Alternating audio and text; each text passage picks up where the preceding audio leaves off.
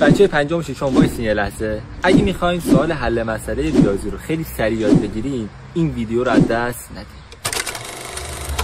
خب دقت کن، اومدیم این سوال حل مسئله رو خیلی سریع براتون حل کنیم. سوال چی میگه؟ میگه که علی 1/3 پولش را کتاب خرید و با 1/4 باقی مونده پولش دفتر خرید. حالا اگر 18000 تومان برایش باقی مونده باشد کل پول او چند تومان بوده است؟ خب برای حل این سوال اولین کاری که انجام میدیم میخوایم این سوال رو با رسم شکل حل کنیم. خب پس یه شکل میکشیم. خب چی گفته بود؟ گفت 1/3 پول. اگه ما این شکل رو تقسیم بر 3 کنیم یکی از این سه تا مربوط به کتابه. خب و با 1/4 باقی مونده پول. باقی مونده پول کجاست اینجا؟ این قسمت درسته؟ 1/4 یعنی تقسیم بر 4 بشه.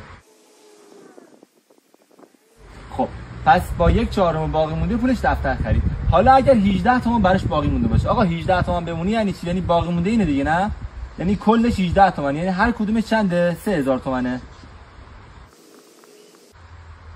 کل پولو میگه چند تومنه. آقا چجوری باید کل پولو به دست بیاریم؟ باید این قسمت ها رو هم به قسمت های مساوی تقسیم کنیم. حالا چند قسمت داریم داخل این شکل؟ 12 قسمت داریم. هر قسمت چند تومنه؟ 3000 تومان. 12 در 3 میشه 36 تومان. کل پول او 36 تومان بود. به همین راحتی این پست رو سیو کن، بفرست برای بچهای پای ششم. کامنت هم یادت نره.